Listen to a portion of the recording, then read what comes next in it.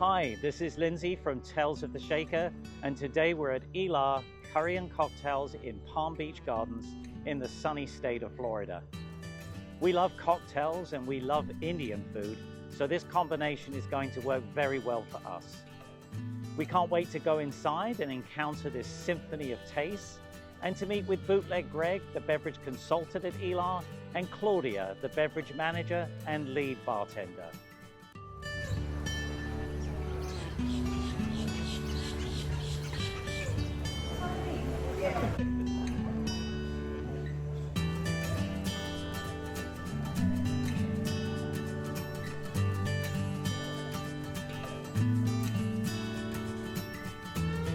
Greg, let's begin with you. How did you get your start in this industry, and what is your role today? So how I started, I'm from Jamaica, grew up in the cockpit country, the hills of Trelawney in the mountains. And what I do now is pretty much an amalgamation of how I grew up. And I remember at 7 years old, my grandma used to send me to go find different herbs to cure my cold, right? And so it's very folkish. So, you know, you would have to get herbs in number 3, never 2. So you could do 3, 5, 7, right? I remember, you know, we would get things like ram goat dashalong, you would get leaf of life, and you would get battered bush, and you would boil it, or you would beat it, and you would wring it out and collect the juice, and you mix it with salt, and that would cure your common cold, right? And as I traveled, I realized that every culture is pretty much the same. We're all different fingers on the same hand. You know, one culture may use a cane-based spirit, one culture may use a corn-based spirit, but you see similarities in every culture. So what I do now is pretty much bringing all that together with my background, how I grew up, and hence what I do now. Yeah. Claudia, tell us about your career and how you got started. All right. Well, since we're starting from when we were born, I was born and raised in Guatemala. I moved to the U.S. when I was about 6 years old. I got into the industry at the ripe age of 19 and went straight into bartending. This was in Palm Beach Island here in Florida. Had a blast, learned speed. Then I started going up north for the summer. I did 2 years in the Hamptons, and then I've done 5 years in Nantucket. Alternating between Palm Beach Gardens or the island during the winter, and then up north for the summer. So not a bad life, actually. Greg, can you tell us the story around Ela and St and what has inspired their concepts? Of course. So I don't think you can mention Ela and St without talking about Chef Pushkar. And the role of the chef is very evident, not just with the food, but where the direction of the cocktail program heads in a restaurant. And Pushkar and I have a very similar background, where he grew up in India, but how we were raised, our introduction to different food and spices in its natural form at a very early age, kind of plays a role into everything that we do now. Now, what I try to do, or what I do, my company, I create beverage programs that runs very parallel with the food and cuisine that's being offered. The same spices and herbs that are used in the food, we make sure that they find their way into the cocktails as well. Claudia, we love cocktails and Indian food. How do these flavor profiles work together? And how do you, say, take one from the other to create a specific cocktail? Okay, so both at Ela and at St, we use a lot of spices. And we like pairing something, a nice cocktail, to go with the food to complement it, right? We don't want it to take over, we want it to be nice and complementary. So I find that working with a lot of citrus, tense and bright ingredients, you know, we even use the same spices, as you said, ginger, a little bit of turmeric, we use star anise, all of these seem to complement chef's food fantastically. Where do you source your ingredients, and how do you collaborate with local suppliers? Oh, that's awesome, because, and that's a great question, and that is at the core of everything that we do.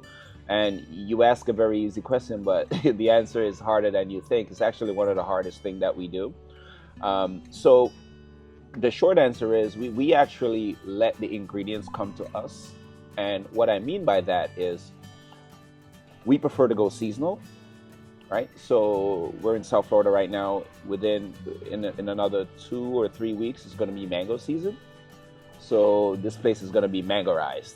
Everything mango. It's going to be mango in the dishes, mango in the sauces, mango in the salads, mango in the cocktails. And we're only going to have that luxury for about 3 months. But we know for the next 3 months, we're going to be using an ingredients that is as South Florida as possible, that is at the peak of its maturity, the peak of its freshness. And there's so many things that we can do with it. There's going to be mango ice cream. There's going to be mango margaritas. There's going to be mango daiquiris and all those things. So one is that we let it come to us by the season. Another is that we go out and we source these different farms, because unbeknownst to a lot of people, if you just go east of 95 a little bit in South Florida, Loxahatchee, Kenner, tons of farms. Florida's biggest industry is actually agriculture, not tourism. So we have all those amazing ingredients out there, and I have to give a shout out to Naga Farms, our friend Robbie. He calls us, he tells us what's in season right now. Hey, I have June plum, I have sorrel, I have black sapotas, I have star fruits. And we drive out there and we get it, you know. Another shout out to our friends at Gratitude Gardens, who supplies all our mushrooms, our turmerics, or ginger, and that type of thing. So those are the two main things that we focus on, you know, seasonality and locality. And we've formed very great relationships with different farms, and they make sure that we are the first ones they call whenever they have anything unique, or sometimes they find things on their farm. It's like, we were at Kai Kai Farms the other day, and they grow Malabar spinach. It's a very unique spinach, and they harvest the leaves, but after they do, the spinach starts to seed at the end of its life, and it creates these amazing berries. And we were at the farm, and she's like, I'm just gonna cut these down and throw them away. And we're like, no. And, you know, she scraped everything else, threw it in the truck, and brought it to us. And, you know, we turned it into a cordial that we're gonna be used to flavor gin and tonics for the spring. So it's that type of thing that we do that's pretty unique. Most of the stuff that we do, you're not gonna find it on shelves. And I think that's how we set ourselves apart. And whenever you come here, you can always be guaranteed that the menu is always changing and evolving. And if you, as a customer, if you're just a little bit willing to step out of your comfort zone, you're always going to be presented with something new and be surprised with what we're offering here. So how do you approach that seasonality when you're creating a cocktail menu? It's pretty easy. I mean, Bootleg shows up and he's like, hey, we got a bunch of this. And I'm like, all right, what are we doing with it? Let me add to that. I think Claudia's approach is more cultural. I see a lot of her culture in her creations. So I think if we take the same ingredients and we're going to make the same cocktail or create a concept around the same ingredients, when she's done with hers, I see a lot of her Latina culture in her creations. So I think that's very cool and very unique. You know, I don't even think you know it, but yeah, it comes almost second nature, and you don't realize, right? Because you grow up with all these with specific fruit, with specific flavors, and you don't realize that's your palate, right? That's what you developed since you were born.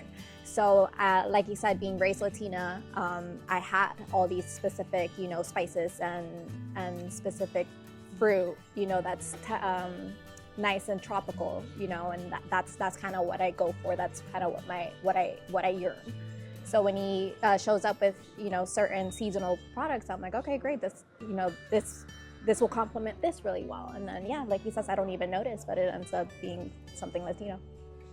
Can you tell us about, say, a signature drink or any special techniques that you use and you enjoy working with? I mean, honestly, I'm a really big fan of infusions. I think I kind of picked that up in New York when I was, from everyone I learned with in New York. I did work for Jean George for a few years. So just different infusions, really, you can incorporate so much flavor into something just by a simple infusion. You know, I actually am also a fan of fermentation. I started playing around with fermented cocktails, which is actually brings me back to my Latino roots, because we make tepaches and stuff like that. Have you ever had a tepache? So a tepache, you kind of take like the skin of a pineapple is usually what it's made with, but I play around with apples and, you know, any other fruit. And then you kind of just let it ferment, see what it does. And it really brings this nice funky element to a cocktail that I love. All right, Well, we're gonna start with what seems to be the best seller everywhere at the moment. Have you guys ever had an espresso martini? Yeah, of course you have. There is a craze. I have a feeling it's the new margarita. I mean, it sells like crazy right now. So our take here at Ela of the espresso martini is actually made with Bates espresso gin, hailing from Brazil. And then we do St. George coffee liqueur. We make a house-made chai syrup, and then shot of espresso. And then we call it chai and espresso martini. So we'll get started with that one.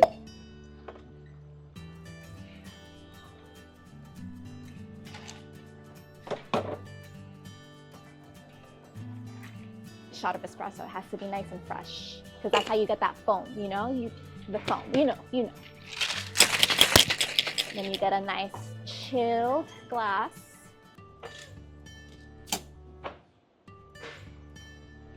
You see that foam?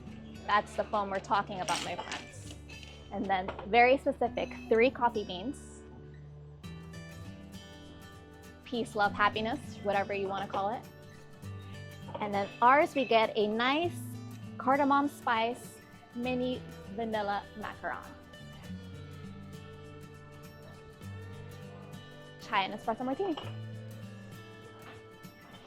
All right, and most importantly, are we rolling? We rolling? Yes. There's a specific sequence to this guy, okay? It's like when you were little, right? The nostalgia.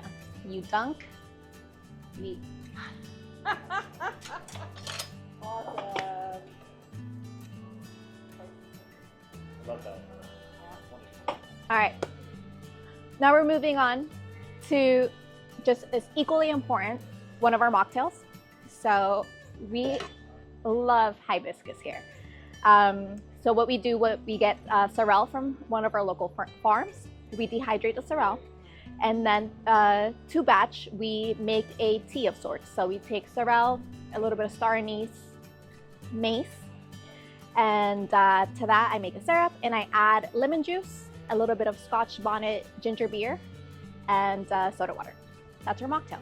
Nice, crisp, refreshing. We'll make it.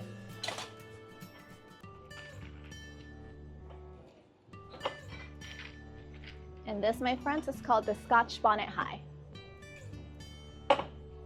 So our approach to cocktails, and what I always try to tell bartenders, we're not doing anything new, right? We're not reinventing the wheel. It's the same different ingredients that we're using, or the same combination of things, but we're just formulating it in a different way, right? It's spirits, your citrus, your sweets, your sugars, your spices, your herbs, your water, and the human element, and taking all those things and to make a great balanced cocktail. Understanding the intricacies of the herbs and the plants that you're using, right? Claudia mentioned fermentation, right? We love fermentation because fermentation happens naturally. If you leave fruits out in nature, they will naturally ferment without any human intervention. So we're just taking what nature already invented, and we're capturing it and recreating it in a controlled environment. And that's our approach. It can border on very scientific sometimes, but nature is always the master. And again, it's to be a great bartender or to create a great beverage program or food program, you have to first recognize that nature is the true creator and master. And once you find out how nature operates, and then you can replicate that and then build on it and create everything else. And that's our approach. Yeah. We hope that you've enjoyed the opportunity to visit Ela Curry Cocktails, and we look forward to seeing you again on another Tales of the Shaker journey. Subscribe to our YouTube channel and follow us on Instagram, Facebook, and TikTok at Tales of the Shaker. And stay tuned for other inspirational cocktail bars and speakeasies and the masterful mixologists behind them.